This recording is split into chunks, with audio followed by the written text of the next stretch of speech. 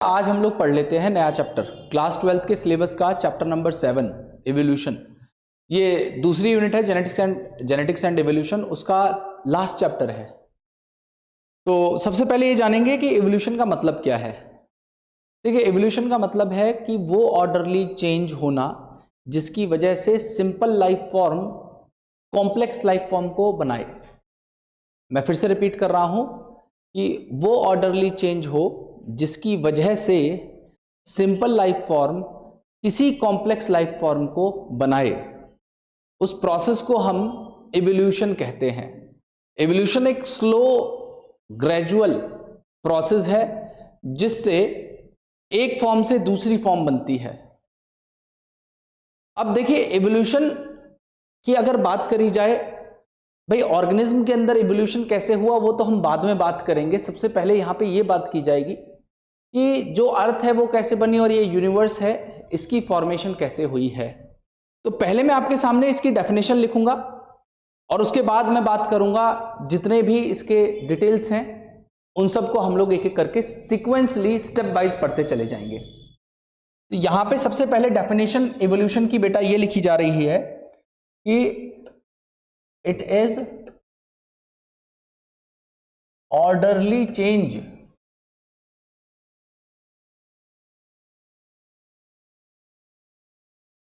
by which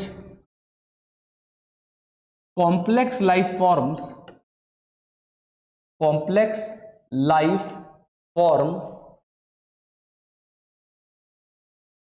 arised from simple life form। Simple life form से complex life form का बनना evolution कहलाता है। या आप इसको ऐसे कह सकते हैं कि ऑर्डरली चेंज होना एंड ऑर्डरली चेंज होने की वजह से एक फॉर्म से दूसरी फॉर्म बन जाना, from one form to another form. इस चीज को हम बेटा एवोल्यूशन कहते हैं। देखिए, एवोल्यूशन की बात की जाएगी लेकिन उससे पहले हम लोग बात करते हैं। देखिए, सिंपल लाइफ फॉर्म पहले बनेगी फिर तब कॉम्प्लेक्स लाइफ फॉर्म बनेगी ना। तो सिंपल लाइफ फॉर्म बनने से पहले अर्थ का बनना जरूरी है, अर्थ के बनने से पहले यूनिवर्स का बनना जरूरी है। और जब तक यूनिवर्स की फॉर्मेशन नहीं हो सकती तब तक अर्थ की फॉर्मेशन नहीं हो पाएगी और अर्थ नहीं बन पाएगा तो हमारे यहाँ पे लाइफ नहीं आ पाएगी। तो यहाँ पे जो सबसे पहला टॉपिक आप पढ़ेंगे वो है, उस टॉपिक का नाम है ऑरिजिन ऑफ लाइफ। टॉपिक का नाम है ऑरिजिन ऑफ लाइफ, कि लाइफ का ऑरिजिन कैसे हुआ। तो बेटा यहाँ पे शुरुआत होती है 20 billion year ago. 20 billion year ago हुआ क्या था कि जो हमारा आज की डेट में पूरा यूनिवर्स है ना बेटा, वो कभी एक डेंस एंटिटी हुआ करता था, एक सिंगल मास था वो। उस सिंगल मास के अंदर एक बहुत स्ट्रॉन्ग थर्मोन्यूक्लियर एक्सप्लोजन हुआ जिसे बिग बैंग कहा गया। उसी बेसिस पे बिग बैंग थ्योरी भी नाम दिया गया है बेटा। तो उस बिग बैंग की वजह से या उस बड़े से थर्मोन्यूक्लियर एक्सप्लोजन की वजह से वो जो डेंस एंटिटी थी वो टूट गई और स्कैटर हो गई। वहां पे शुरुआत में लेटर ऑन कुछ गैसेस फॉर्म हुई जैसे हीलियम और हाइड्रोजन। ये हीलियम और hydrogen under the force of gravitation condense हुई और कंडेंस होने की वजह से बेटा गैलेक्सीज की फॉर्मेशन हुई। और गैलेक्सीज बनने के बाद में उसमें ही एक गैलेक्सी थी मिल्की वे गैलेक्सी, जहां पे एक प्लेनेट बना अर्थ। अच्छा, इस थर्मोन्यूक्लियर एक्सप्लोजन को मैंने 20 बिलियन ईयर अगो कहा है, लेकिन जब मिल्की वे गैलेक्सी फॉर्म हुई थी जिसमें अर्थ का फॉर्मेशन हुआ वो 4.5 बिलियन ईयर अगो था। तो यहां पे बात यह की जा रही है कि कि 20 बिलियन ईयर अगो क्या हुआ, एक थर्मोन्यूक्लियर एक्सप्लोजन हुआ, एक थर्मोन्यूक्लियर एक्सप्लोजन हुआ। और इस थर्मोन्यूक्लियर एक्सप्लोजन की वजह से क्या हुआ बेटा, जो कभी एक डेंस एंटिटी में पूरा यूनिवर्स हुआ करता था वो टूट गया और टूट के स्कैटर्ड हो गया, ठीक है। और उसके बाद क्या हुआ, लेटर ऑन क्या हुआ बेटा, वहां पे कुछ गैसेस की फॉर्मेशन हुई, जैसे कि hydrogen and helium. Later on hydrogen और हीलियम गैसेस की फॉर्मेशन हो गई। और जब हाइड्रोजन और हीलियम बने उसके बाद में हुआ क्या, under the force of gravitation, मैं कह रहा हूं under the force of gravitation,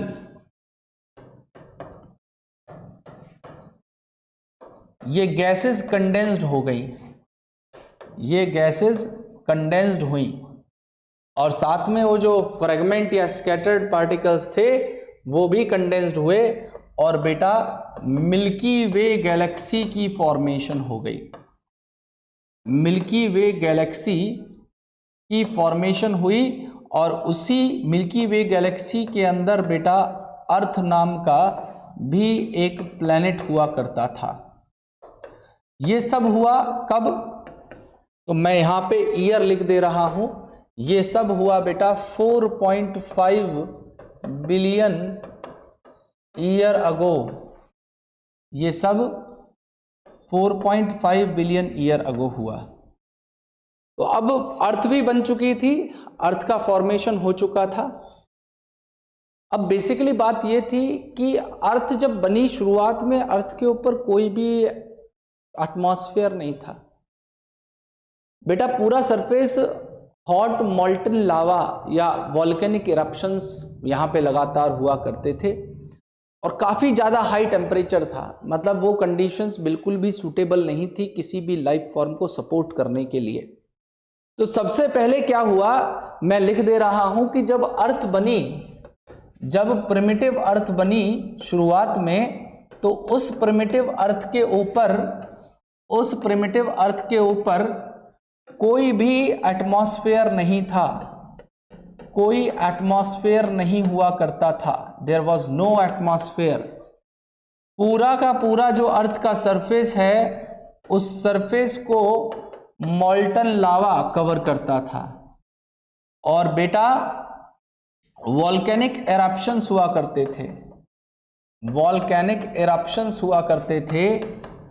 और वॉल्केनिक एरप्शंस में कुछ गैसेस रिलीज होती थी, जिनमें से जैसे अमोनिया नाम की एक गैस हुआ करती थी।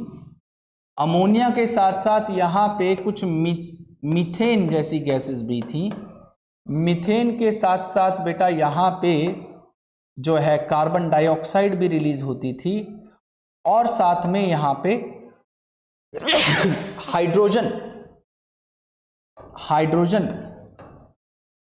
गैस भी रिलीज होती थी और यहाँ पे वाटर वेपर्स रिलीज होते थे। तो हुआ क्या, ये जो वाटर वेपर्स यहाँ पे इनके इरप्शन से जो गैसेस रिलीज हो रही थी, यही वाटर वेपर्स बहुत लॉन्ग टर्म तक जो है क्लाउड फॉर्मेशन को कराते रहे। यहाँ पे इनकी वजह से क्या हुआ, क्लाउड फॉर्मेशन होता रहा और क्लाउड फॉर्मेशन होने के बाद में बेटा कई सेंचुरीज तक,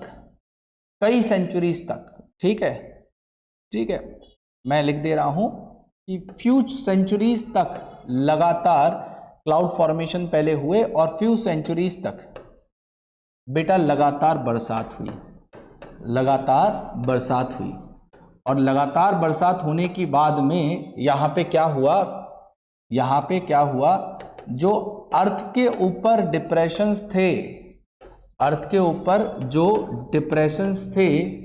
और जो बेसिन्स थे, उन बेसिन्स में पानी भर गया और उन अर्थ के ऊपर जो बेसिन्स और डिप्रेशंस थे उनके अंदर जो पानी था, जो रेन वाटर था, जो बरसात हुई थी कई सेंचुरीज तक, वो वाटर इनके अंदर फिल्ड हो गया इन बेसिन्स के अंदर, और वहां पे आगे चल के बेटा ओशियन की फॉर्मेशन हो गई, ओशियंस की फॉर्मेशन हो गई। तो सबसे पहले ओशन बन गए। अब ओशन बनने के बाद में पानी आ चुका था। अब जो सनलाइट थी वो सनलाइट क्या करती थी बेटा, इस वाटर को स्प्लिट कर देती थी और इसको तोड़ के यहाँ से ऑक्सीजन को रिलीज करवा देती थी। तो इस तरीके से ऑक्सीजन का फॉर्मेशन हुआ। लेकिन आपको याद ये रखना है कि जो इनिशियल एनवायरनमेंट था वो रिड्यूसिंग एनवायरनमेंट था, वहां पे ऑक्सीजन प्रेजेंट नहीं थी, रिड्यूसिंग एनवायरनमेंट हुआ करता था बेटा, ठीक है, रिड्यूसिंग एनवायरनमेंट हुआ करता था, वहां पे ऑक्सीजन प्रेजेंट नहीं थी। ऑक्सीजन तो बाद में फॉर्म हुआ जब सनलाइट के अंदर यूवी रेज आई और उन यूवी रेज ने वाटर को स्प्लिट किया, तो जाके ऑक्सीजन यहां पे से रिलीज हो पाया। बेटा ये तो रही बात अब तक की, ये जो इंट्रोडक्टरी पार्ट की। अब बात ये है कि एक्चुअल में हुआ क्या होगा। मतलब ये तो मैंने आपको अर्थ फॉर्मेशन बता दिया और ऑक्सीजन का एवोल्यूशन बताया, लेकिन लाइफ कैसे आई, लाइफ की बात हमने अब तक करी नहीं है। तो लाइफ को लेके अलग अलग थ्योरीज दी गई, ओरिजिन ऑफ लाइफ को लेके अलग अलग थ्योरीज दी गई जो अलग अलग लोगों ने दी, ठीक है, सबके अपनी अपनी जो है सोच थी। तो वो थ्योरीज कौन कौन सी थी पहले हम उनकी बात कर लेते हैं, ठीक है। मैं यहाँ पे लिख दे रहा हूं theories for origin of life. Life के ओरिजिन को लेके कौन कौन सी थ्योरीज थी जो दी गई। तो यहां पे सबसे पहली थ्योरी आती है, सबसे पहली थ्योरी जो हम पढ़ते हैं वो है बेटा, जिसे हम कहेंगे theory of special creation, theory of special creation, या हम इसे बेटा गॉड्स थ्योरी भी कहते हैं, गॉड्स थ्योरी भी कहते हैं। बेटा इस थ्योरी के मुताबिक क्या था, इस थ्योरी के मुताबिक ये बात थी कि जो अर्थ है ये केवल 4000 साल पुरानी है। 4000 ईयर ओल्ड हमारे अर्थ की जो है एज है, या एज जो अर्थ की वो 4000 साल की है। और इन्होंने बताया कि जितनी भी लाइफ फॉर्म है जो इस अर्थ के ऊपर है, जितनी भी लाइफ फॉर्म्स हैं जो इस अर्थ के ऊपर एग्जिस्ट करती हैं, वो ऐसे के ऐसे ही एज इट इज किसी सुपरनेचुरल पावर ने बना दी, किसी सुपरनेचुरल पावर ने सारी लाइफ फॉर्म को इसी तरीके से बना दिया, एज इट इज बना दिया, ठीक है, सारी की सारी लाइफ फॉर्म को एज इट इज बनाया गया है। और इस सब को बनाने में 18 दिन का, इन सब को बनाने में 6 दिन का समय लिया गया, 6 डेज का जो है समय लिया गया इसको करने में बेटा, सारी चीजों को करने में 6 डेज का समय लिया। और लास्ट डे उस सुपरनेचुरल पावर ने जो है बेटा ह्यूमन को बनाया। लास्ट डे उस सुपरनेचुरल पावर ने, उस भगवान ने ह्यूमंस को बनाया। तो यहाँ पे ये कुछ भगवान से रिलेटेड बात थी, जिसमें कहा गया कि जितने भी इस धरती पे चराचर जीव जंतु हैं उन सबको भगवान ने उसी फॉर्म में बना दिया जिस फॉर्म में आज वो एग्जिस्ट करते हैं, और इन सबको बनाने में भगवान ने मात्र 6 दिन का समय लिया, ठीक है, और लास्ट दिन ह्यूमन को बनाया, ऐसी कुछ बात थी।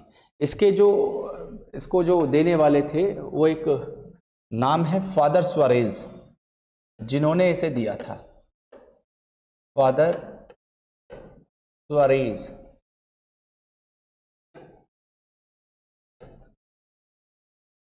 फादर सुआरेज जिन्होंने इस थ्योरी को दिया था। अब अगली थ्योरी आती है हमारी,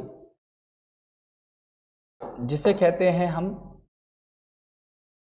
theory of panspermia. Theory of panspermia. भाई ये थ्योरी कहती थी कि जो लाइफ की स्पोर्स हैं वो पूरे यूनिवर्स में फैले हुए हैं। लाइफ के स्पोर्स पूरे यूनिवर्स में फैले हुए हैं और वहीं से कुछ स्पोर्स को अर्थ पे भेजा गया और उन स्पोर्स ने आके अर्थ के ऊपर लाइफ को बनाया है।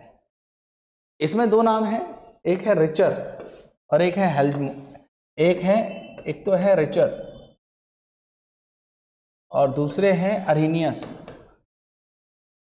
इन्होंने इस बात को कहा था, इन्होंने बोला कि जो लाइफ के बनाने के लिए स्पोर्स हैं, ठीक है, वो लाइफ की स्पोर्स पूरे यूनिवर्स के अंदर प्रेजेंट हैं, हर जगह प्रेजेंट हैं और उन्हीं लाइफ स्पोर्स को अर्थ पे भेजा गया और इन्हीं लाइफ स्पोर्स ने अर्थ के ऊपर लाइफ को या लाइफ फॉर्म को या लिविंग ऑर्गेनिज्म को बना दिया। हालांकि ऐसी कोई बात साइंटिफिकली अभी तक प्रूफ तो नहीं हुई, जैसे भगवान वाली बात प्रूव नहीं हो पाई, ऐसी ये वाली बात भी प्रूव नहीं हो पाई। इसकी वजह से बेटा इस थ्योरी को भी डिसअप्रूव कर दिया गया है। अब तीसरी थ्योरी है हमारी यहाँ पे, जिसे मैं कहूँगा थ्योरी ऑफ स्पॉन्टेनियस जनरेशन या थ्योरी ऑफ एबायोजेनेसिस आप कह सकते हैं। थ्योरी ऑफ एबायोजेनेसिस कह सकते हो आप। अब इस थ्योरी के सबसे कट्टर समर्थक थे अरिस्टोटल। मतलब ये थ्योरी थोड़ी अजीब टाइप की है, आप भी सुनेंगे तो आपको बड़ा अजीब लगेगा सुन के कि भाई इस थ्योरी ऐसी कैसी कौन थ्योरी बना सकता है। भाई इसमें कहा कि जो नॉन लिविंग थिंग्स हैं उन्हीं नॉन लिविंग थिंग्स से लिविंग लाइफ फॉर्म आ गई है। जैसे इजिप्शियन का कहना था कि जो नाइल रिवर है, उस नाइल रिवर की सॉइल को अगर आप सनलाइट के अंदर रखते हैं तो वो क्रोकोडाइल बन जाएगी, या उसी से सारी लाइफ फॉर्म नाइल रिवर की मड से आई हैं। सिमिलरली एरिस्टोटल का सोचना ये था, एरिस्टोटल ये सोचते थे कि जो पेड़ के ऊपर से पत्तियां हैं, लीव्स हैं, अगर वो पानी में गिर जाती हैं तो फिशेस बन जाएंगी वो पत्तियां, और अगर वही पत्ती जमीन पे गिरे, सॉइल में गिरे, तो वॉर्म्स और इंसेक्ट्स को बना लेंगी। और इसी तरीके से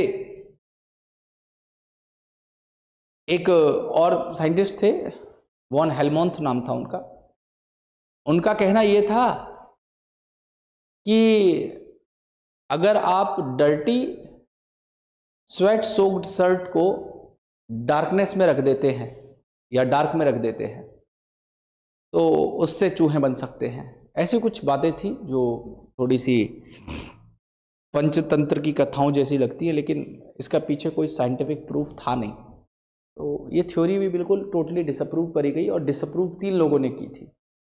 एक का नाम था फ्रांसेस्को रेड्डी, एक थे स्प्लेंज़नी, और तीसरे थे लुइस पास्चर। इन तीनों लोगों ने मिलके अलग अलग तरीके से इस थ्योरी को डिसअप्रूव किया। तो पहले तो इस थ्योरी के अंदर हुआ क्या था उसकी बात कर लेते हैं। तो इस थ्योरी के मुताबिक सबसे पहले एरिस्टोटल आते हैं।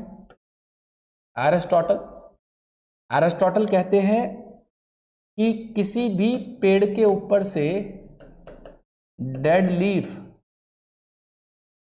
अगर पानी में गिर जाती हैं, पॉन्ड में गिर जाती हैं, ठीक है, या लेक में गिर जाती हैं, तो वो फिशेस बन जाती हैं। और इसी मुताबिक अगर ये सॉइल के ऊपर गिर जाती हैं डेड लीव्स, तो वो वर्म्स को और इंसेक्ट्स को बना लेती हैं, वो वर्म्स को और इंसेक्ट्स को बना लेती हैं। ठीक है जी। इसी तरीके से जो पुराने इजिप्शियंस थे, जो पुराने अर्ली इजिप्शियंस थे, अर्ली इजिप्शियन का सोचना ये था कि जो मड है नील रिवर की,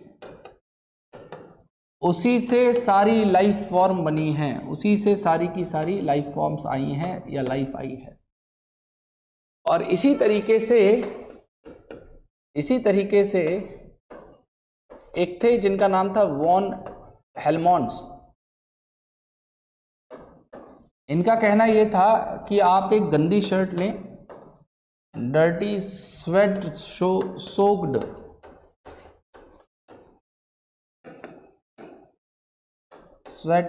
शर्ट लें और उसे आप डार्क में रख दें, तो वहां पे आपको 21 दिन के लिए रखना है इसको, तो आपको वहां पे चूहे बन जाएंगे उस शर्ट के। कुछ ऐसी विचित्र सी बातें थी जो इसमें की गई, जो एरिस्टोटल ने और इन सब लोगों ने, इजिप्शियंस ने मिलकर की।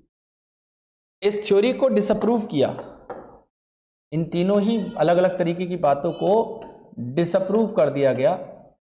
और इसको डिसअप्रूव किया बेटा फ्रांसेस्को रेडी ने, स्प्लेंजेनी ने और लुइस पास्चर ने। इन्होंने बताया कि भाई ऐसा नहीं है कि तुम नॉन लिविंग थिंग से लिविंग को बना सकते हो। इन्होंने बताया कि भाई लाइफ आएगी तो किसी प्री एग्जिस्टिंग लाइफ से आएगी, मतलब कोई मच्छर है तो मच्छर पैदा करेगा, हनी बीज है तो हनी बीज पैदा करेंगी, डॉग्स हैं तो डॉग्स पैदा करेंगे, ह्यूमन है तो ह्यूमन पैदा करेंगे। मतलब लाइफ ओरिजिनेट होती है प्री एग्जिस्टिंग लाइफ से। ऐसा नहीं है कि आप कुछ भी कह दोगे अनाप शनाप तो ऐसा हो जाएगा। तो इन्होंने क्या कहा, इन्होंने कहा कि जो लाइफ है वो ओरिजिनेट होती है प्री एग्जिस्टिंग लाइफ से। लाइफ ओरिजिनेट होती है प्री एग्जिस्टिंग लाइफ से। ठीक है, लाइफ प्री एग्जिस्टिंग लाइफ से ओरिजिनेट होती है बेटा। अब इस बात को बताने के लिए इन्होंने क्या क्या एक्सपेरिमेंट किए तो उनकी भी बात कर लेते हैं।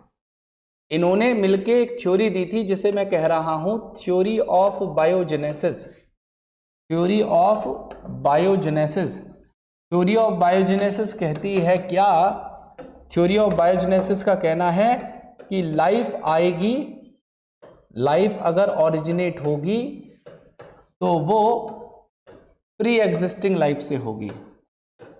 अगर लाइफ ओरिजिनेट होगी तो प्री एग्जिस्टिंग लाइफ से ओरिजिनेट होती है। मतलब कहने का ये था कि हाउस फ्लाइज, इन्होंने प्रिसाइजली बात भी की कि house flies other house flies को बनाएंगी, ह्यूमन दूसरे ह्यूमंस को बनाते हैं, ना कि ये अपने आप बन जाते हैं। और इन्होंने इसको करने के लिए सबसे पहले फ्रांसेस्को रेडी ने क्या किया उसकी हम बात कर लेते हैं। तो फ्रांसेस्को रेडी ने बताया कि भाई जो मैगट्स हैं, मतलब डेड बॉडी के अंदर, जैसे आपने देखा होगा कोई जानवर मर जाए तो उसके अंदर मैगट्स आ जाते हैं। मैगट्स मतलब कीड़े हो जाते हैं, जो आपने देखे होंगे, मैगट्स पड़ जाते हैं जब डिकम्पोजिशन होता है उसका। तो फ्रांसेस्को रेडी ने बताया कि जो मैगट्स किसी डेड बॉडी के अंदर आ रहे हैं तो वो मैगट्स अपने आप नहीं उसमें पैदा हो जाते हैं, वो बेसिकली इसलिए आते हैं कि जो हाउस फ्लाइज थी वो वहां पे एग ले करके जाती हैं, और जब वो एग से हैच होते हैं तो वहां पे उन मैगट्स की फॉर्मेशन हो जाती है। ऐसा नहीं है कि डेड बॉडी में अपने आप मैगट्स पैदा हो जाएंगे, अपने आप कीड़े पड़ जाएंगे। ठीक है, तो इसको करने के लिए इन्होंने क्या किया, इन्होंने मीट का एक पीस लिया, 2 जार लिए। दोनों जार के अंदर इन्होंने क्या किया, इस तरीके से मीट के पीस को रख दिया। अब मीट दोनों में रख दिया गया, ये दोनों ही मीट है, ठीक है। अब एक जार को इन्होंने क्या किया बेटा, एक जार को इन्होंने क्लोज कर दिया और एक जार को ओपन रहने दिया।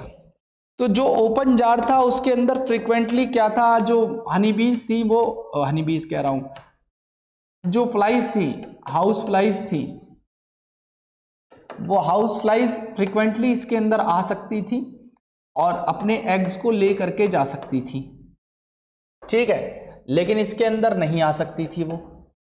तो यहां पे जहां पे उन्होंने अपने एग्स को ले किया, ठीक है, वहां पे ये एग से बहुत सारे इस तरीके से मैगट्स बन गए।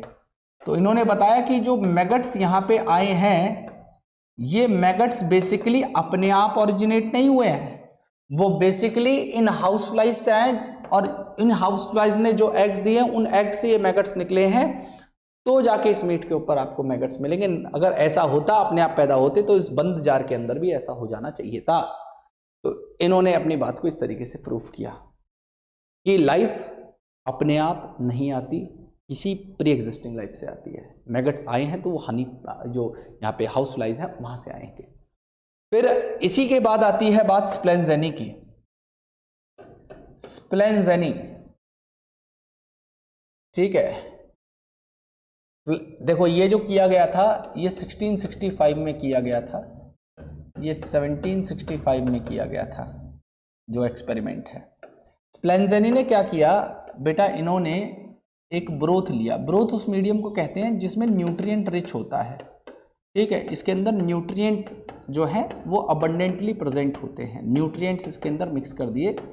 इन्होंने इसको क्या किया, पहले जो है हीट से इसको बॉईल किया, इसके बाद इसको ठंडा होने के लिए छोड़ दिया और ओपन छोड़ दिया। तो इन्होंने क्या पाया, इस ब्रोथ मीडियम के अंदर, इस ब्रोथ मीडियम के अंदर जो ओपन था उसके अंदर यहाँ पे धीरे धीरे इसका कलर चेंज हो गया ब्रोथ का। ये थोड़ा सा क्लाउडी टाइप का हो गया, इसका कलर बदल गया। क्यों? क्योंकि माइक्रो ऑर्गेनिज्म यहाँ से जो एनवायरनमेंट में से आ सकते थे वो आ रहे थे और यहाँ पे उस न्यूट्रिएंट मीडियम के अंदर उन्होंने कॉलोनीज बनाई, जिसकी वजह से क्लाउडी हो गया। फिर इन्होंने क्या किया, रिपीटेडली ऐसे ही एक्सपेरिमेंट किया। इन्होंने फिर से एक फ्लास्क लिया, इस फ्लास्क के अंदर इन्होंने फिर से ब्रोथ मीडियम को भरा, ठीक है, और उस ब्रोथ को भरने के बाद में बेटा उन्होंने हीट किया। अब की बार क्या किया, हीट करने के बाद जब उसको कूल छोड़ा, उसको ठंडा होने के लिए छोड़ा, इन्होंने क्या देखा कि इसे अब की बार सील कर दिया, अब की बार बंद कर दिया, ओपन नहीं छोड़ा।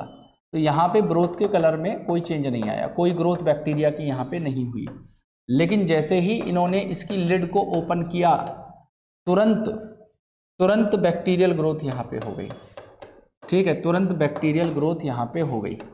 यहाँ पे बैक्टीरिया की ग्रोथ हो गई, यहाँ पे बैक्टीरिया की ग्रोथ हो गई, ठीक है जी। तो कुछ इस तरीके से इन्होंने ये प्रूव किया कि जो लाइफ आती है, या फिर अगर आती तो यहाँ पे क्लोज्ड वाले में क्यों नहीं आ पाई, यहाँ पे कोई बैक्टीरियल ग्रोथ क्यों नहीं हुई, यहाँ पे क्लाउडी क्यों नहीं हुआ, वहाँ पे बैक्टीरियल ग्रोथ क्यों नहीं हुई, ये इसी कंडीशन में क्यों हो रही है, जहाँ जहाँ ओपन कंटेनर है वहीं वहीं क्यों हो रही है, क्योंकि जो एनवायरनमेंट के अंदर प्रेजेंट जो बैक्टीरियाज हैं वो वहाँ पे एंटर कर रहे हैं, इसकी वजह से ये हो पा रहा है। और इसी जैसा ही कुछ एक्सपेरिमेंट था और उसे बड़ा फेमस स्वान नेक एक्सपेरिमेंट कहा गया। इसको 1864 में किया गया, 1864 में किया गया, और उसको किया था लुईस पास्चर ने। लुईस पास्चर ने क्या किया था, तो आओ पास्चर एक्सपेरिमेंट की बात कर लेते हैं। ये देखो, तीनों एक्सपेरिमेंट डिसअप्रूव करने के लिए थे और तीनों की बात एक ही थी कि लाइफ प्री एग्जिस्टिंग लाइफ से आती है। तो अब बात करते हैं लुईस पास्चर की। लुईस पास्चर ने क्या किया, इन्होंने एक फेमस स्वान नेक एक्सपेरिमेंट किया, स्वान नेक एक्सपेरिमेंट किया। और इस एक्सपेरिमेंट में इन्होंने क्या किया बेटा, इन्होंने एक इस तरीके की स्पेशल फ्लास्क बनवाया जिसकी जो गर्दन थी वो कुछ ऐसी सी थी, जैसे स्वान का मतलब होता है हंस, हंस की जो गर्दन होती है वो ऐसी सी होती है, ऐसे मुड़ी सी, है ना। और एक जो इन्होंने फ्लास्क लिया उसके ऊपर जो स्वान नेक थी वो नहीं बनाई, उसके ऊपर स्वान नेक को नहीं बनाया। दोनों के अंदर ही इन्होंने क्या कर दिया, न्यूट्रिएंट रिच ब्रोथ को भर दिया। ठीक है, दोनों के अंदर ही इन्होंने क्या किया, ब्रोथ को भर दिया। ठीक है, ब्रोथ को भर दिया। अब एक की यहां पे ये स्वान नेक थी, ये स्वान नेक थी, इसके पास में स्वान नेक नहीं थी। तो क्या पाया इन्होंने थोड़े दिन छोड़ने के बाद में कि जहां पे स्वान नेक थी उसके अंदर तो कोई भी ग्रोथ नहीं हुई या कोई भी कलर में चेंज नहीं आया ब्रोथ के। ठीक है, इसके अंदर तो कोई ग्रोथ नहीं हुई बैक्टीरिया की। ठीक है, और कोई कलर चेंज नहीं आया। लेकिन इसके अंदर क्या हुआ, इसके अंदर ये बदल गया रंग इसका। यहाँ पे बैक्टीरिया की ग्रोथ हो गई, बैक्टीरिया की ग्रोथ हो गई। तो इसके पीछे इन्होंने क्या कंक्लूड किया, इन्होंने बताया कि भाई हुआ ऐसा कि जो डस्ट पार्टिकल्स हैं, जो डस्ट पार्टिकल्स हैं वो डस्ट पार्टिकल बेसिकली यहाँ पे एक्यूमुलेट हो गए। इसके अंदर वो डस्ट के साथ में बैक्टीरिया सीधे यहाँ पे गए, जिसकी वजह से ये यहाँ पे बैक्टीरियल ग्रोथ हो गई। ठीक है जी। और यहाँ पे वो डस्ट क्या हुआ, वो इस यहाँ से आगे बढ़ नहीं पाई, यहीं पे एक्यूमुलेट होके रह गई। इसकी वजह से इसके अंदर कोई भी ग्रोथ नहीं हुई। ये बात इन्होंने कही, इन्होंने लुईस पास्चर ने। और इन्होंने एक और काम किया बेटा, इन्होंने एक और काम किया। इन्होंने 2 और फ्लास्क लिए। ठीक है, 2 फ्लास्क लिए और दोनों फ्लास्क के अंदर इन्होंने जो है डेड ईस्ट को डाल दिया। पहले डेड ईस्ट को डाल दिया। ठीक है, सबसे शुरुआत में क्या किया, इन्होंने डेड ईस्ट को डाल दिया। और डेड ईस्ट को डालने के बाद में यहाँ पे ब्रोथ मीडियम भर दिया। डेड ईस्ट डालने के बाद में यहाँ पे ब्रोथ मीडियम को भर दिया या न्यूट्रिएंट रिच मीडियम को भर दिया। और एक को इन्होंने बंद कर दिया, सील कर दिया। ठीक है, और एक को ओपन रहने दिया। तो इन्होंने पाया अगर लाइफ अपने आप आती तो जो डेड ईस्ट थे यहाँ पे इसके अंदर इसको ग्रोथ करके यहाँ पे ब्रोथ मीडियम के अंदर अपनी ग्रोथ को शो करना चाहिए था। तो यहाँ पे इन्होंने क्या पाया कि जो ब्रोथ मीडियम था बेटा, जो यहाँ पे ब्रोथ मीडियम था, जो बेसिकली क्लोज्ड फ्लास्क के अंदर था, जिसमें डेड ईस्ट पड़ी हुई थी, इसके अंदर कोई भी ग्रोथ नहीं हुई क्योंकि वो ऊपर से क्लोज था। लेकिन जो ओपन फ्लास्क था उसके अंदर जो बैक्टीरिया है, इसके अंदर जो बैक्टीरिया है या ईस्ट है वो इजीली आ पा सकती थी या आज आ सकती थी, जिसकी वजह से यहाँ पे उन्होंने ग्रोथ किया और यहाँ पे बैक्टीरियल ग्रोथ शो हुई और ब्रोथ का कलर बदल गया, ब्रोथ का कलर बदल गया। ठीक है, तो ये एक्सपेरिमेंट था जो लुईस पास्चर ने, ये एनसीईआरटी में इस बात को लिखा हुआ है। प्री स्टेरलाइज्ड फ्लास्क के अंदर डेड ईस्ट को डाला गया, एक को बंद किया, एक को क्लोज किया है। जो बंद था उसके अंदर कोई ग्रोथ नहीं, जो ओपन रहा उसके अंदर ग्रोथ हुई। ये तो बात रही इनकी। लेकिन इन्होंने ये तो बताया कि जो लाइफ है प्री एग्जिस्टिंग, जो प्री एग्जिस्टिंग लाइफ है उससे लाइफ आती है। लेकिन इन्होंने ये नहीं बताया कि पहली लाइफ कहां से आई, पहली लाइफ कहां से आई, ये बात इन्होंने नहीं बताई बेटा। ठीक है, तो इस बात, ये थ्योरी हालांकि ठीक ठाक थी, लेकिन जिन्होंने ये नहीं बताया कि पहली लाइफ फॉर्म कहां से बनी, तो इसलिए इस बात को एक्सेप्ट नहीं किया गया। और एक नई theory I, theory of chemical evolution, जिसको जेबीएस हेल्डेन एंड ओपेरन ने दिया था। तो अब हम नई थ्योरी की बात कर लेते हैं, जो 5वें नंबर की थ्योरी है बेटा, जिस थ्योरी का नाम मैं लिख रहा हूं थ्योरी ऑफ केमिकल इवोल्यूशन। ठीक है, और इस थ्योरी को हेल्डेन एंड ओपेरन ने दिया था। हेल्डेन एंड ओपेरन, इन दो लोगों ने इस थ्योरी को दिया था। इन्होंने बताया कि जो इस अर्थ के ऊपर नॉन लिविंग इनऑर्गेनिक और या एंड ऑर्गेनिक कंपाउंड हैं, इन नॉन लिविंग ऑर्गेनिक और इनऑर्गेनिक कंपाउंड से बेसिकली लाइफ ऑरिजिनेट हुई है। और इन्होंने बताया कि ये ऐसे हो पाया कि वहां पे कुछ स्पेशल कंडीशंस रही थी, शुरुआत में कुछ कंडीशंस थी अर्थ के ऊपर। इन्होंने बताया कि भाई जो प्रिमिटिव अर्थ थी, उस प्रिमिटिव अर्थ पे कुछ गैसेस थी, जैसे कि अमोनिया, मीथेन, हाइड्रोजन और वाटर वेपर्स। ठीक है, तो इन्हीं गैसेस ने आपस में एक दूसरे के साथ में रिएक्ट किया, और उसको रिएक्ट करने के लिए एनर्जी कहाँ से मिल रही थी? सनलाइट से एनर्जी मिल रही थी। और इन्होंने आपस में रिएक्ट करके जो है पहले ऑर्गेनिक मॉलिक्यूल को बनाया, फिर ऑर्गेनिक मॉलिक्यूल्स ने आपस में एग्रीगेट करके जो है पहली प्रिमिटिव सेल को बनाया। पहले कोसर्वेट बने, फिर प्रोटोबायोन्ट्स बने, फिर हमारे पहली प्रोकैरियोटिक सेल बनी। तो इन्होंने आपस में रिएक्ट किया और पहली सेल को बनवा दिया। ये कुछ ऐसी सी बात इन्होंने की थी, इन्होंने ऐसी बात की थी, लेकिन इस बात को ये प्रूफ नहीं कर पाए। इसको साइंटिफिकली प्रूफ किया, इनकी थ्योरी को ओपरिन और हेल्डेन की जो थ्योरी थी, थ्योरी ऑफ केमिकल एवोल्यूशन, उसको एक्सपेरिमेंटली प्रूव करने का, उसको एक्सपेरिमेंटली प्रूफ करने का जो क्रेडिट दिया जाएगा वो दिया जाता है दो लोगों को। एक थे यूरे एंड दूसरे थे मिलर।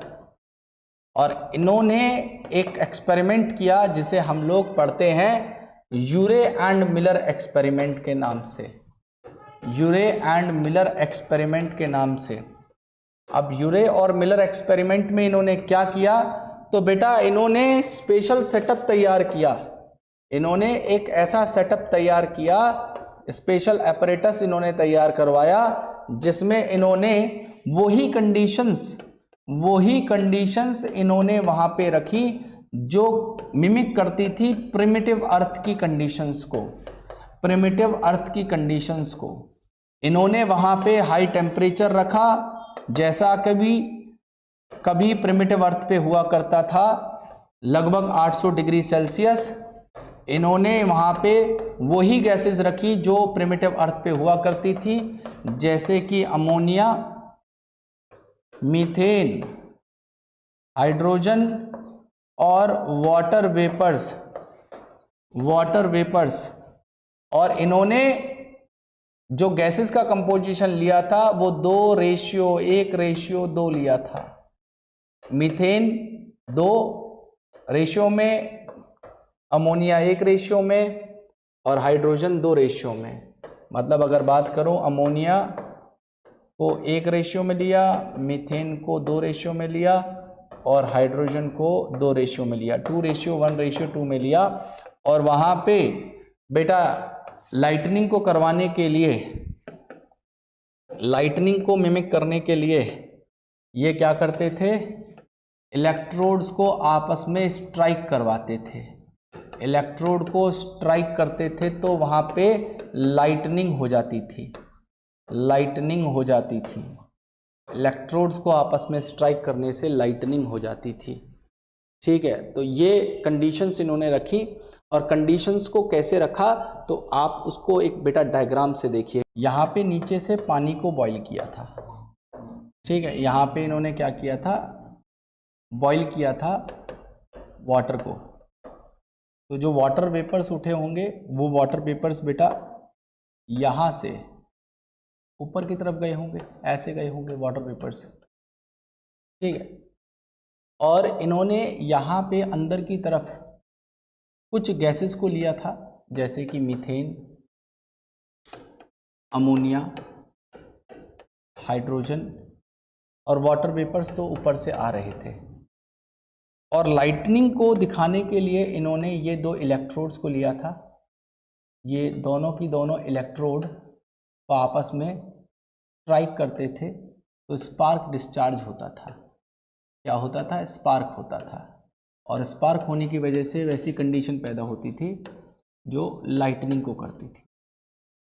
तो इन्होंने, और यहाँ से जो भी रिएक्शन होता था इनके बीच में, वो रिएक्शन होने के बाद में कंडेंसर की मदद से उसे कूल डाउन किया जाता था। और कूल डाउन करने के बाद में उसे एक सैंपल या एक फ्लास्क के अंदर उस सैंपल को इकट्ठा कर लिया जाता था। ठीक है। तो इन्होंने क्या बताया, इन्होंने इसी चीज़ को करवाया केवल 18 दिन तक, 18 डेज तक। जब इस चीज़ को करवाया गया तो इन्होंने पाया कि यहाँ पे कुछ अमीनो एसिड मॉलिक्यूल्स इन्होंने रिकवर किए। इन्होंने अमीनो एसिड्स को यहाँ पे रिकवर किया इसी सेटअप को लगाने के बाद में। और मैंने आपको बताया कंपोजिशन क्या लिया गया था, 2:1:2 ये रेशियो लिया गया था गैसेस का। तो इन्होंने जब ये सेटअप लगाने के बाद में सारी कंडीशंस को लगातार 18 दिन करवाया तो इन्होंने पाया कि यहाँ पे जो सैंपल्स इन्होंने कलेक्ट किए मॉलिक्यूल्स के, ऑर्गेनिक मॉलिक्यूल्स थे, उनके अंदर अमीनो एसिड प्रेजेंट थे। उनके अंदर अमीनो एसिड प्रेजेंट थे। तो वो अमीनो एसिड ऑर्गेनिक कंपाउंड थे जो अपने आप बने यहाँ पे। और वो बने कैसे? ये जो गैसेस थी इन्होंने आपस में रिएक्ट किया इन सर्टेन कंडीशंस के अंदर। ठीक है। और यहाँ पे टेम्परेचर कितना था? तो याद रखना 800 डिग्री सेल्सियस टेम्परेचर था। तो वहाँ पे अमीनो एसिड बन गए। अब इसी तरीके से इसी एक्सपेरिमेंट को जब लगातार रिपीट किया गया, बार बार रिपीट किया गया, तो उन्होंने पाया कि भाई जो अलग तरीके के मॉलिक्यूल्स हैं, जैसे कार्बोहाइड्रेट्स हैं, न्यूक्लियोटाइड हैं, पिगमेंट्स हैं, वो भी बन गए। उन्होंने बताया कि भाई ऑर्गेनिक मॉलिक्यूल्स तो ऐसे बन गए। हालांकि इस बात से ये भी एक्सप्लेन नहीं हो पहली सेल कैसे, लेकिन इन्होंने उस बात को आगे बढ़ाया। इन्होंने बताया कि भाई जब वो जो ओशियन के अंदर ये सब कुछ चल रहा था, ये सब कहाँ पे रिएक्शन हो रहा था? ये ओशियन के अंदर चल रहा था। तो ओशियन में ऑर्गेनिक मॉलिक्यूल्स बनने के बाद में वो मॉलिक्यूल्स इतने ज़्यादा एक्यूमुलेट हो गए कि उस ओशियन को वो अपीयर हुआ as a hot dilute soup. मतलब हॉट डाइल्यूट सूप इसलिए कहा जा रहा है क्योंकि उसके अंदर बहुत सारे अलग अलग कार्बोहाइड्रेट, न्यूक्लियोटाइड, आपके ये प्रोटीन्स, अमीनो एसिड्स, ये सारी मॉलिक्यूल्स वहाँ पे बनके तैयार हो गए। और उन्हीं हॉट डाइल्यूट सूप ने बेसिकली क्या किया, उन मॉलिक्यूल्स ने, ऑर्गेनिक मॉलिक्यूल्स ने intermolecular force of attraction show करके कुछ एग्रीगेट्स बनाए जिन्हें कोसरवेट कहा गया। अब कोसरवेट बनने के बाद में वहां पे उनको चारों तरफ से एक फैट की लेयर ने सराउंड कर लिया। और फैट की लेयर ने सराउंड करने के बाद में वो ही कोसरवेट क्या करने लग गया? सेलेक्टिव एब्जॉर्प्शन करने लग गया किसी प्रोटीन का बाहर से। फिर उसके बाद में वो डिवाइड करना शुरू करने लग गया। तो उसने जो लाइफ प्रोसेस के लिए जो एक्टिविटी है वो सब शो करनी शुरू कर दी, लेकिन उसके ऊपर अभी प्रिसाइज कंट्रोल जेनेटिक मटेरियल का या डीएनए का, आरएनए का नहीं आया था। वो जब प्रिसाइज कंट्रोल था, वो जब आया तो उसको उन्होंने बताया कि भाई वो प्रोटोबायोन्ट्स के अंदर आया था। वो जो कंट्रोल आया था डीएनए का या आरएनए का, पहला मटेरियल तो आरएनए नहीं था, वो प्रोटोबायोन्ट्स के अंदर आया था। और उन्हीं प्रोटोबायोन्ट से हमारी सबसे पहली प्रोकैरियोटिक सेल तैयार हुई। लेकिन वो जो प्रोकैरियोटिक सेल थी वो कीमोहेटोट्रॉप नेचर की थी। कीमोहेटोट्रॉप इसलिए थी क्योंकि बाहर के ऑर्गेनिक मॉलिक्यूल्स को वो सीधा एब्जॉर्ब कर रही थी। फिर उसके बाद कीमोऑटोट्रॉप्स बने। कीमोऑटोट्रॉप बनने के बाद में एनऑक्सीजनिक फोटोसिंथेसिस करने वाले ऑर्गेनिज्म बने। फिर बने ऑक्सीजनिक फोटोसिंथेसिस करने वाले ऑर्गेनिज्म। उसके बाद बने हमारे यूकैरियोट्स। तो ऐसी सी कुछ इन्होंने बात की। तो यहाँ पे अब मैं एक अलग सीक्वेंस आपको बताऊंगा। ये तो यूरे एंड मिलर एक्सपेरिमेंट की बात हो गई। अब बात ऐसी है, बात शुरू हो जाती है कैसे कि शुरुआत में जो हमारे अर्थ के अंदर एलिमेंट्स थे, वो एलिमेंट्स आपस में रिएक्ट नहीं कर पाते थे। वो रिएक्ट नहीं करते थे क्योंकि शुरुआत में हमारे अर्थ के ऊपर हाई टेम्परेचर हुआ करता था। लेकिन जैसे जैसे हमारे अर्थ का टेम्परेचर रिड्यूस होना शुरू हुआ, जैसे जैसे ग्रेजुअली अर्थ का टेम्परेचर कम हुआ, रिड्यूस हुआ, वैसे वैसे ही क्या हुआ बेटा, अर्थ का टेम्परेचर ग्रेजुअली रिड्यूस होने के बाद में क्या हुआ कि जो ये एलिमेंट्स थे, इन एलिमेंट्स ने आपस में रिएक्ट किया, इन एलिमेंट्स ने आपस में रिएक्ट किया। जैसे कार्बन और हाइड्रोजन ने रिएक्ट करके मीथेन को बना दिया, नाइट्रोजन हाइड्रोजन ने रिएक्ट करके अमोनिया को बना दिया। इसी तरीके से हमारे और भी मॉलिक्यूल्स की फॉर्मेशन हो गई। तो ये जो शुरुआत में मॉलिक्यूल फॉर्म हुए, इन्हें हम कहेंगे कि भाई ये हमारे पहले इनऑर्गेनिक मॉलिक्यूल्स की सिंथेसिस हुई। अब इन्हीं इनऑर्गेनिक मॉलिक्यूल्स ने आपस में रिएक्ट किया, इन्हीं इनऑर्गेनिक मॉलिक्यूल्स ने आपस में रिएक्ट किया और हमारे सिंपल ऑर्गेनिक मॉलिक्यूल्स को बना दिया। अब या सिंपल ऑर्गेनिक कंपाउंड कह सकते हैं आप, उनको बना दिया। अब ये जो सिंपल ऑर्गेनिक कंपाउंड बने थे वो कौन कौन से थे? जैसे कि अमीनो एसिड, जैसे कि अमीनो एसिड, जैसे कि फैटी एसिड, जैसे कि ग्लिसरॉल, जैसे कि सिंपल शुगर, सिंपल शुगर। और ध्यान रखना यही मॉलिक्यूल जो बना रहा हूं यही यूरे एंड मिलर एक्सपेरिमेंट में लास्ट में रिकवर भी किए गए थे। जैसे अमीनो एसिड्स बन के रिकवर हुए थे ना लास्ट में, ऐसे एक्सपेरिमेंट कंप्लीट हुआ था। तो अलग अलग एक्सपेरिमेंट सेटअप जब बार बार रिपीट किया गया तो अलग अलग मॉलिक्यूल वहां पे बन के आए। इसी तरीके से नाइट्रोजन बेसिस, नाइट्रोजन बेसिस, ठीक है, ये सारी चीजें यहां पे बन गई थी। अब इन्हीं सिंपल ऑर्गेनिक कंपाउंड ने क्या किया, कॉम्प्लेक्स ऑर्गेनिक कंपाउंड को बनाया। अब कॉम्प्लेक्स ऑर्गेनिक कंपाउंड कौन कौन से थे? तो कॉम्प्लेक्स ऑर्गेनिक कंपाउंड ऐसे बने जो ये सिंपल ऑर्गेनिक कंपाउंड थे, जैसे कि अमीनो एसिड्स, अमीनो एसिड्स ने प्रोटीन को बना दिया और जो हमारे सिंपल शुगर्स थी उन शुगर्स ने कार्बोहाइड्रेट को बना दिया। इन कार्बोहाइड्रेट्स को बनने के बाद में जैसे फैटी एसिड और ग्लिसरॉल है, इन फैटी एसिड और ग्लिसरॉल ने लिपिड्स को या फैट को बनाया। सिमिलरली बेटा शुगर के साथ में जब नाइट्रोजनस बेस मिले और फॉस्फेट मिला तो हमारे न्यूक्लियोटाइड की फॉर्मेशन हो गई। ये सारे के सारे कॉम्प्लेक्स ऑर्गेनिक मॉलिक्यूल या कॉम्प्लेक्स ऑर्गेनिक कंपाउंड की सिंथेसिस करवा दी गई।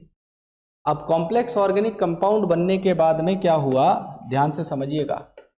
कॉम्प्लेक्स ऑर्गेनिक कंपाउंड बनने के बाद में क्या हुआ बेटा, यहां पे इन सारे कॉम्प्लेक्स ऑर्गेनिक कंपाउंड ने, इन सारे कॉम्प्लेक्स ऑर्गेनिक कंपाउंड ने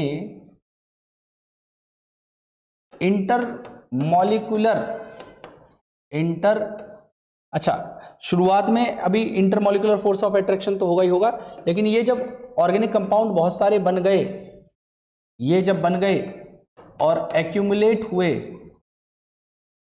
ओशन के अंदर, तो वो ओशन ऐसा अपीयर हो रहा था, वो ओशन ऐसा अपीयर हो रहा था जिसको हेल्डेन ने हॉट डाइल्यूट सूप कह दिया।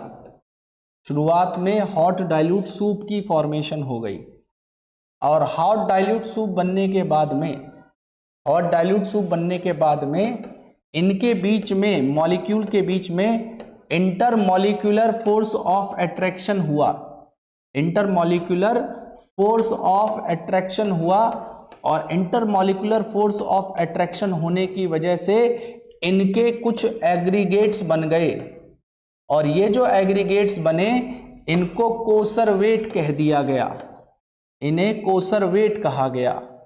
अब ये जो कोसरवेट थे, इन्हीं कोसरवेट को लिपिड की लेयर ने कवर कर लिया, इसको कोसरवेट को कवर कर लिया लिपिड की लेयर ने, और साथ साथ में यही कोसरवेट क्या कर रहे थे, सेलेक्टिव एब्जॉर्प्शन कर सकते थे बाहर से प्रोटीन्स का। ठीक है, बाहर से प्रोटीन को ये एब्जॉर्ब कर सकते थे। ठीक है, और उसके बाद में इन्हीं कोसरवेट से पहली प्रिकर्सर ऑफ सेल बनी जिन्हें प्रोटोबायोंट कहा गया। प्रोटोबायोंट्स के अंदर क्या हुआ बेटा, प्रिसाइज कंट्रोल आ गया जेनेटिक मटेरियल का। ठीक है, कंट्रोल आ गया जेनेटिक मटेरियल का। अब जो जेनेटिक मटेरियल शुरुआत में आया होगा वो पहले तो आरएनए था, लेकिन लेटर ऑन उस आरएनए को डीएनए ने रिप्लेस करा। ठीक है, और अब प्रोटोबायोंट्स जो लाइफ प्रोसेस की एक्टिविटीज थी, जो लाइफ प्रोसेस के लिए रिक्वायर्ड होती हैं, जैसे कि ग्रोथ करना, डिवाइड करना,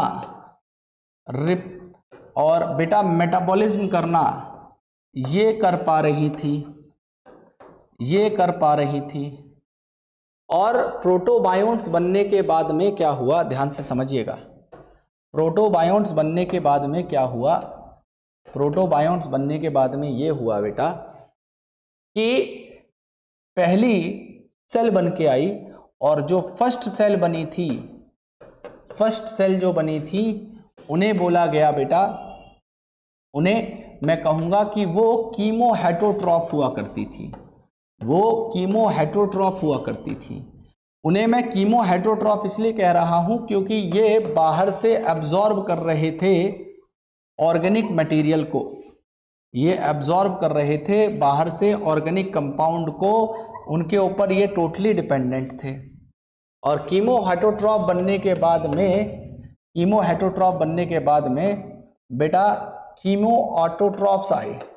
कीमो ऑटोट्रॉफ्स वो थे जो बेसिकली क्या करते थे, किसी कंपाउंड को ऑक्सीडाइज करवा के, किसी भी कंपाउंड को ये ऑक्सीडाइज करते थे, उसका ऑक्सीडेशन करने के बाद में जो एनर्जी वहाँ से निकलती थी, उस एनर्जी को ये अपने लिए यूज करते थे, उस एनर्जी को ये यूज करते थे अपने लाइफ प्रोसेस के लिए।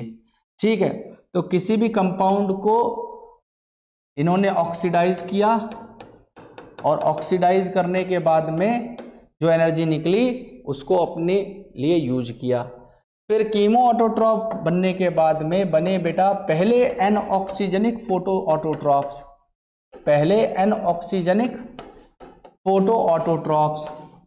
ये एन ऑक्सीजनिक जो फोटो ऑटोट्रॉफ्स थे बेटा, ये फोटोसिंथेसिस तो करते थे लेकिन ऑक्सीजन को लिबरेट नहीं करते थे।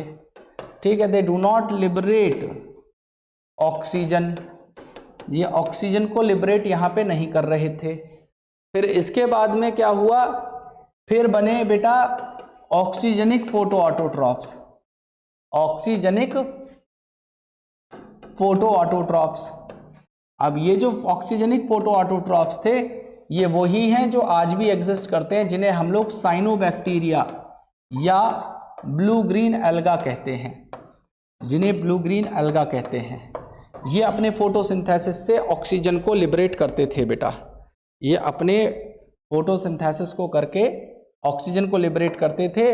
और इनके माइक्रोफॉजल्स जो मिले हैं, इनके जो माइक्रोफॉजल्स मिले हैं, उन फॉजल्स से इनकी डेट निकाली गई तो ये पता चला कि ये लगभग 3.3 बिलियन ईयर अगो बने थे। ठीक है, बिलियन ईयर अगो बने थे।